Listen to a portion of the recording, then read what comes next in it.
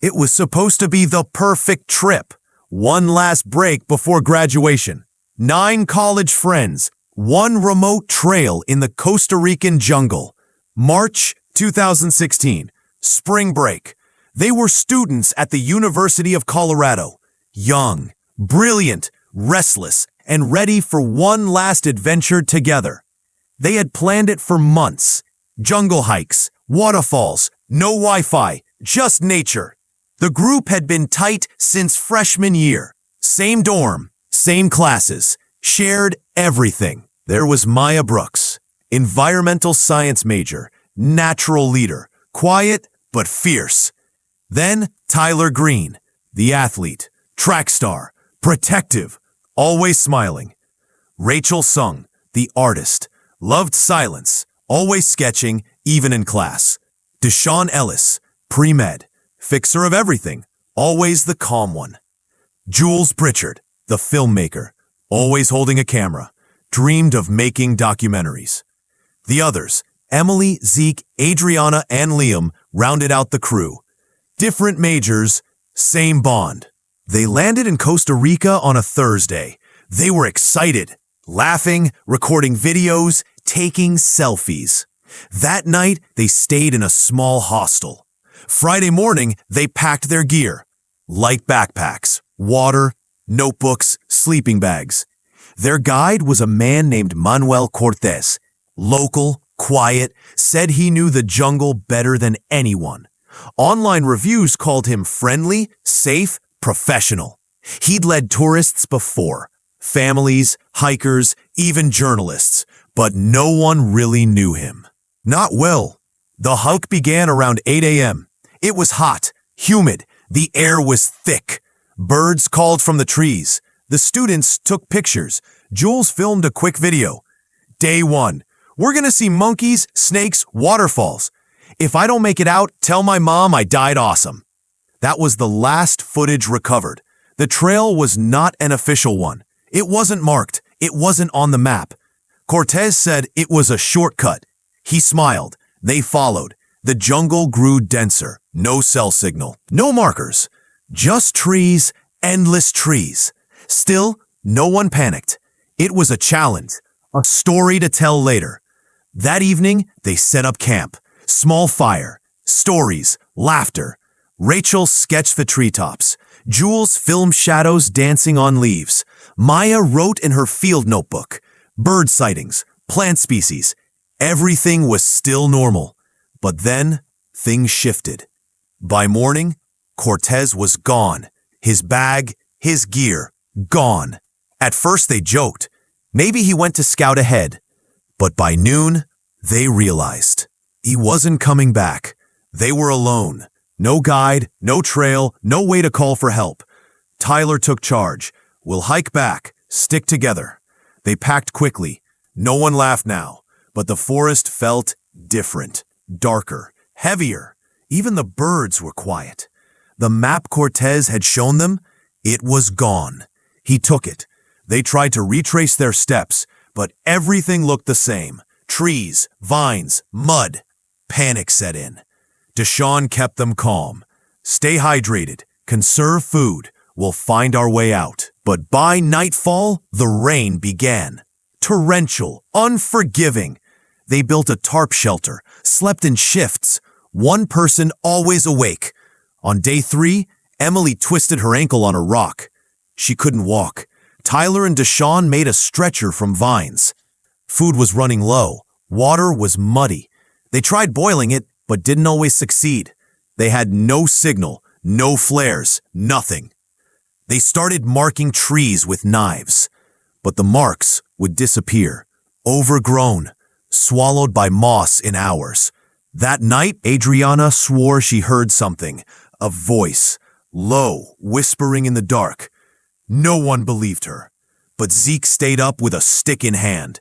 The next morning, Jules was missing. His sleeping bag was empty, camera gone. No signs of the struggle, just vanished.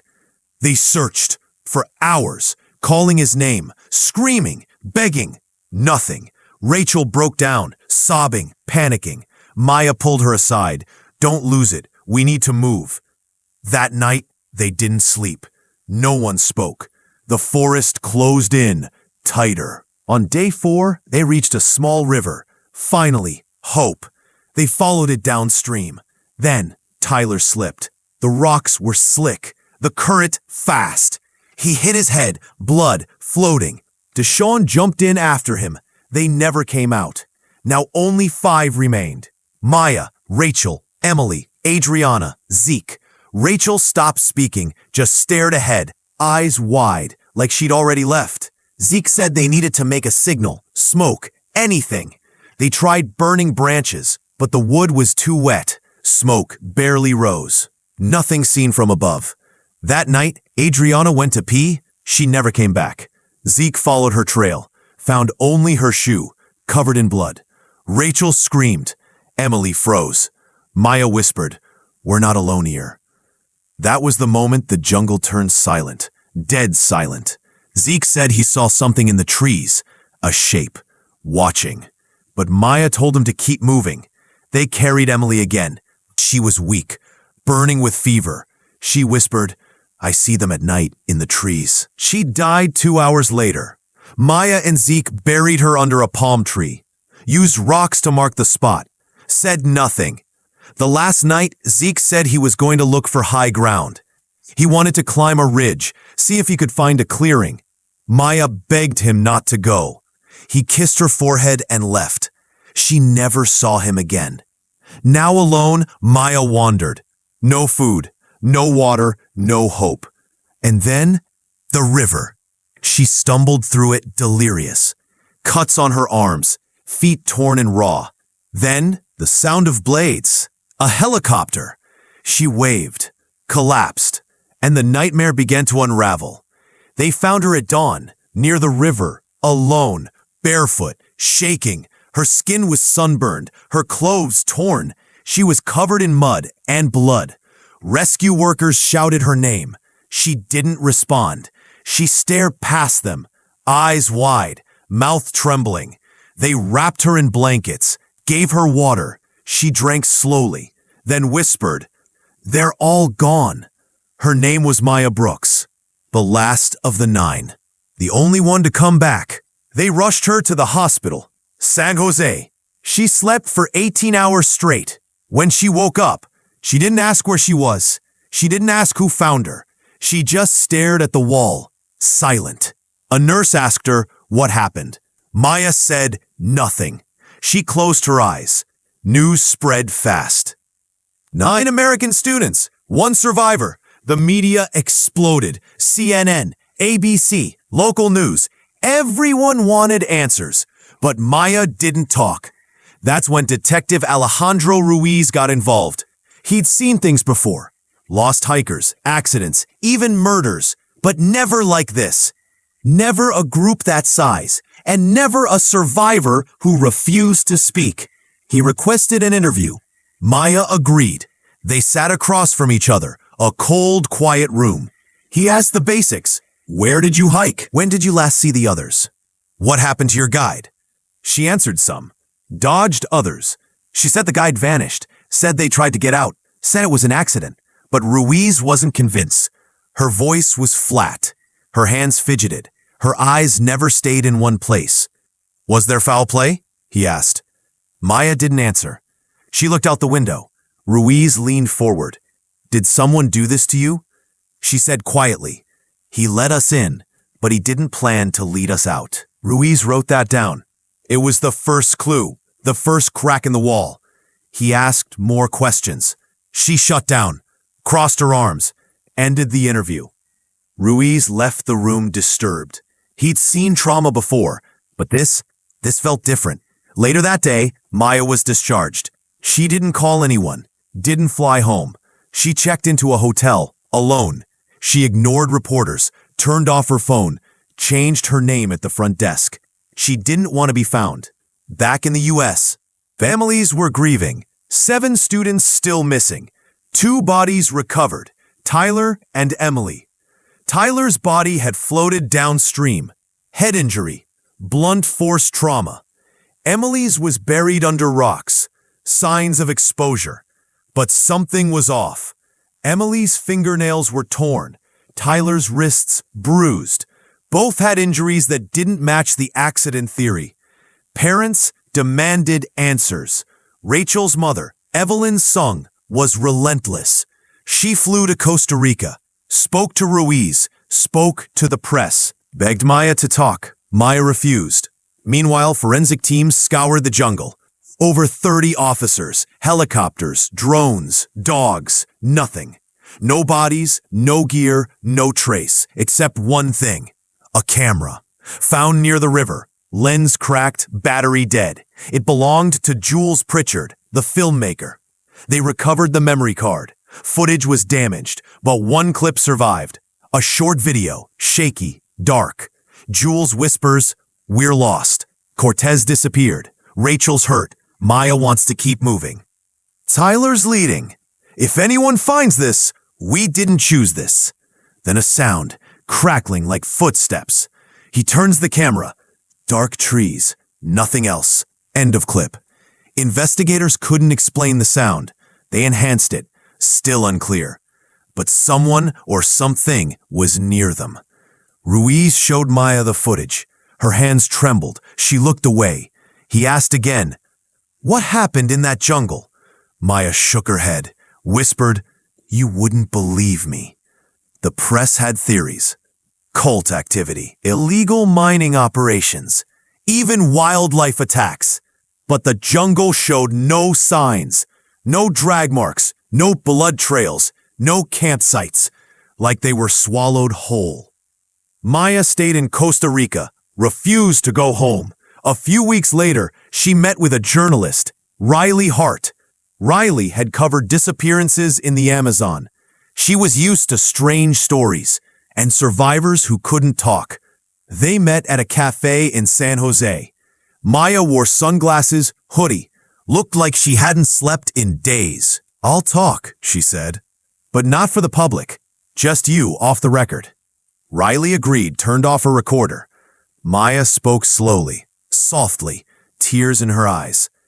"He let us off the trail, said it was safer, said no one would bother us there. But there were no markers, no signs. Then one night, he was gone. After that, we kept getting turned around. Every direction looked the same. We weren't just lost, we were being watched. I know how that sounds, but it's true. Every night. The trees moved. Adriana vanished. Jules too. One by one, they were taken. Not by animals, not by people, by the forest. I think it let me go, or maybe it needed someone to tell the story." Riley sat in stunned silence. The story didn't make sense. But Maya didn't look crazy. She looked broken. Maya stood up, left the cafe, never contacted Riley again. Weeks later, Riley published an article. She left Maya's name out, called her the survivor. The story went viral. Half the readers believed it. Half said it was a hoax, but Detective Ruiz believed something. He'd seen Maya's face, seen her terror, and he started asking a different question. Not how did they die, but what did they find out there? Because whatever it was, it didn't want them leaving, and Maya was the only one who ever did. Detective Alejandro Ruiz couldn't sleep. Something about the case wouldn't let go. The jungle, the survivor, the silence. He reviewed every detail, again and again. 9 students, 2 bodies found, 1 survivor, the rest vanished. Ruiz created a wall of evidence. Photos, maps, timelines, red string everywhere. Still, no answers. He focused on the guide, Manuel Cortez. Ruiz pulled his file, a thin folder, too thin. No birth certificate, no criminal record, just a passport, issued 5 years earlier. His address didn't exist. GPS showed empty land. Ruiz drove there himself, a dirt road. No house, no mailbox, just jungle. He spoke to locals. Asked about Manuel Cortez. Some shrugged, some shook their heads. One man, an old farmer, said, "He's not from here. He walks with the forest, then disappears." Ruiz didn't know what to make of that. Back at the station, a forensic report arrived. It was from the lab. They tested the knife found near Maya's camp. Blood was confirmed. 2 types. One matched Maya, the other unknown. Not in any database, not local, not US. No match. Strange. Too strange. They checked the blade itself. A local brand, but custom engraved. A symbol on the hilt. Circular. 4 lines radiating outward. Ruiz hadn't seen it before. He showed it to the anthropology department at the university. They called him 2 hours later. "It's not from here," the professor said. "At least not modern. It resembles an old marking from a pre-Columbian tribe, but it's been altered, stylized." "It could be ceremonial," Ruiz asked. "Ceremonial for what?" The professor paused, then said, "Sacrifice or exile." Ruiz didn't flinch. He added that to the board. Now things made even less sense. Meanwhile, new evidence surfaced. A journal, found by hikers in a plastic bag near Piedras Blancas Basin. Water damage, but legible. It belonged to Jules Pritchard, the filmmaker, the one who always had his camera. Inside, scribbles, drawings, short entries. Day 1, Cortez seems cool. A little intense, though. Day 2, took us off trail. Maya's uneasy. Day 3, we're lost. Rachel's crying. Day 4, found animal bones, arranged in circles. Then, strange lines. Day 5, Cortez spoke to the trees. He said the forest speaks back. Said we were chosen. That we had to pay. And then the final entry. Don't sleep. That's when they come. The handwriting at the end? Shaky. Panicked. Ruiz stared at the page for minutes. He felt cold. Not scared, but something close. Jules' journal was evidence. But of what? The parents wanted answers. Evelyn Sung, Rachel's mom, refused to back down. She filed complaints, held press conferences, spoke to senators, demanded a U.S. investigation. The U.S. Embassy sent an agent, FBI liaison. He met with Ruiz. "We think the students stumbled onto something," he said. "Like what?" Ruiz asked. The agent didn't blink. Illegal activity, cults, smuggling, paramilitary. Ruiz said there was no proof. The agent replied, "Then you're not looking hard enough." Back in the field, another clue. An SD card, partially buried under a root, likely washed downstream. They cleaned it, recovered 3 files, only one opened, a video. The footage was shaky, low light, someone breathing heavily. A voice whispered, "I think they're gone. Maya says we keep moving. I'm hiding now. I don't want to be next." Then, a loud snap. The camera drops, black screen. It was Jules again, most likely. Same voice as earlier footage. That video changed everything. Now the investigation had a survivor, 2 bodies, a missing guide, a symbol of sacrifice, and a video that suggested something hunted them. Ruiz needed more. He called Maya.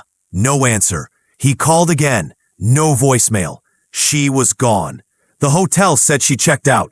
Left in the middle of the night. Security footage showed her walking away. Backpack. No shoes. Like she couldn't leave the jungle behind. Riley Hart, the journalist, tried to find her too. She posted a public appeal. "Maya, if you're out there, we need to know. They deserve the truth. You deserve peace." No reply. Weeks passed. Ruiz tried to close the file, not because it was solved, but because he had no more leads. Until one night, an anonymous envelope arrived. No return address. Inside, a photo. 9 students, smiling, standing at the trailhead. But something was off. In the background, between the trees, a figure. Too tall, faceless, watching. Ruiz stared at it for hours. Zoomed in, pixelated. But the shape remained. He showed it to the FBI agent. The agent said nothing, just took the photo and left. Ruiz never saw it again. Days later, Ruiz got a call. The case was being transferred to a higher authority. He was told to stop digging. He didn't. He kept the knife, the journal, the video, and a copy of the photo. Every night he stared at it, trying to understand, and every night he felt like someone was watching him too. The jungle kept its secrets. But the world wanted answers. The media swarmed. CNN, BBC, Spanish radio, Twitter hashtags, conspiracy threads. 9 students went in. Only 1 came back. Was it an accident or something else? America watched, and so did the world. Airports were filled with cameras. Mothers cried on morning shows. Fathers refused to speak. The country was divided. Believers, skeptics, people who didn't know what to believe. But for the families, it wasn't just news. It was their nightmare. Every single day, the pain was raw, loud, private, public, all at once. Rachel Sung's mother, Evelyn, took the lead. She was quiet at first, but after Maya's silence, she broke. She stood in front of cameras, eyes red, voice shaking. "I don't know what happened out there, but my daughter didn't just disappear." She begged Maya to speak. "Maya, please, if you know something, anything, tell us. We're dying in silence." Still, no word from Maya. She was gone, a ghost. Evelyn went to Costa Rica, walked the jungle edge, held her daughter's photo to her chest, whispered her name into the trees. She refused to accept Rachel was dead. Other parents began to split. Some supported Evelyn, some turned on her. Tyler Green's father, Marcus, was one of them. He said, "Maya's a survivor. She lived. She doesn't owe anyone anything." But privately, he wondered, why just her? Why only Maya? Rumors grew, fast. Online, people posted theories. The group found something they shouldn't have. Maya joined a cult. It was a government cover-up. Aliens, the forest took them. Riley Hart, the journalist, tried to control the noise. She published the facts. Her tone was calm, measured. But readers didn't want facts. They wanted a villain, or a monster, or both. She received death threats. Some said she was in on it, that she was hiding the truth. Still, Riley pushed forward. She wrote about Maya, carefully, respectfully. The survivor is not the villain. But she may be the only key to unlocking the truth. But Maya wasn't found. Not by police, not by press, not even by Evelyn. So the parents turned to the government. They demanded action, petitions, press conferences, a congressional hearing. An official inquiry was opened. Documents were subpoenaed, emails pulled, phone records traced. Then, something odd. The guide's passport? Invalid. Issued from a fake address, connected to a private land deed. That deed tied to a U.S. based holding company. No owners listed. It was a shell, empty on paper, but real. Detective Ruiz tried to investigate, but the case was sealed, classified. No one could explain why, just that it was now a matter of national interest. Evelyn stood outside the U.S. Embassy, cameras rolling, tears running down her face. "My daughter's not a secret. She's not a file. She was a person, a student, a child. I want her back." But there was nothing more to give. No new evidence, no recovered bodies, no new witnesses, only Maya. And Maya was gone. So the families turned inward. Some held vigils. Some refused to talk. Some drank. Some prayed. Jules' brother Owen started a blog, Missing in the Green. He posted maps, photos, timeline breakdowns, red circles, GPS theories, satellite overlays. He even published emails from the tour company, ones they had received before the trip. One sentence stood out. "Our guide Manuel will lead you through the sacred path. It's a place few outsiders have ever walked." Owen underlined that phrase, sacred path. He asked, sacred to who? He never got an answer. But the phrase caught fire online. The sacred path theory was born. Reddit, YouTube, podcasts, all speculated the students stumbled onto something ancient, something protected, something that didn't want to be found. One video got 4 million views. Title, Did the Costa Rican government cover up a jungle ritual? Another, Only one came back, but should she have? The comments turned dark.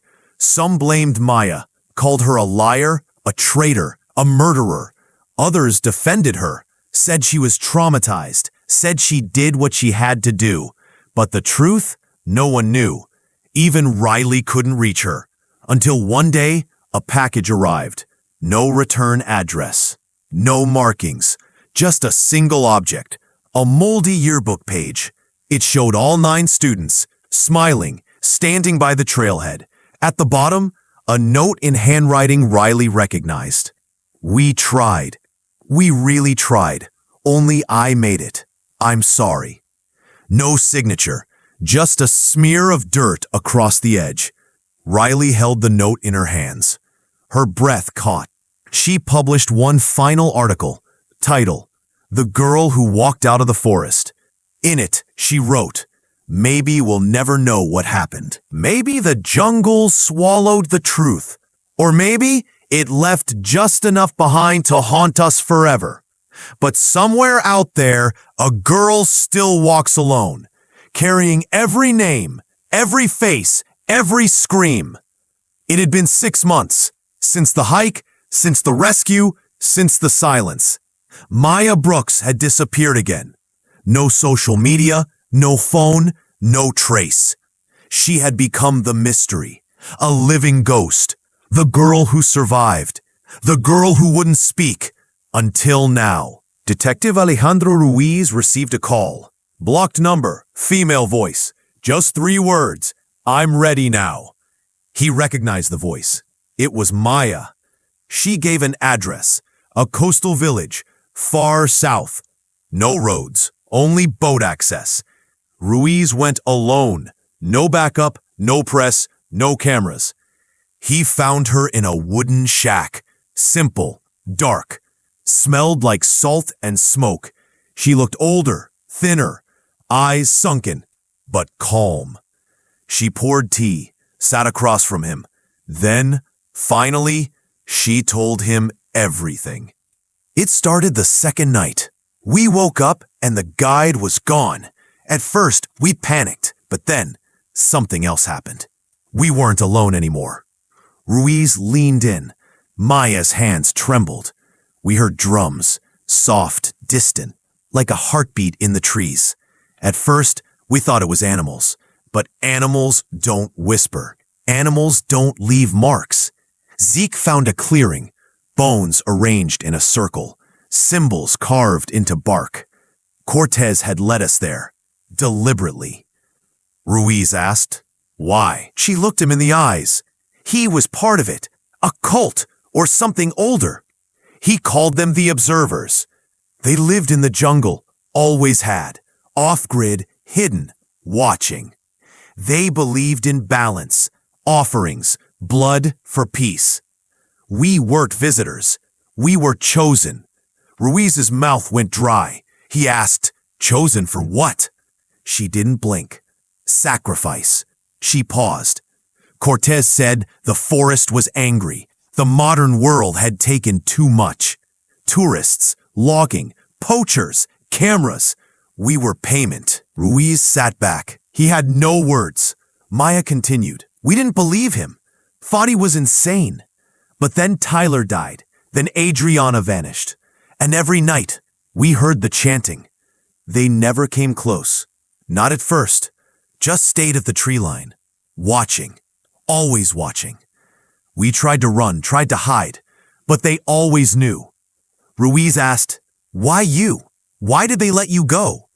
Maya swallowed hard. I didn't run. I offered something. Ruiz stiffened. I told them I'd remember, that I'd carry the story, that I'd keep it alive.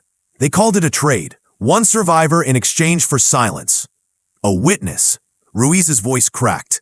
You didn't fight them? I did, at first, but when I saw what they did to Zeke, I knew it was over. They took him in front of me, painted him in ash, cut his palms, whispered prayers, and then he was gone. No scream, no blood, just gone. The forest took him. Ruiz shook his head. This sounds impossible. Maya leaned forward. It is, and it isn't. They don't live like us, don't think like us. They're not a cult.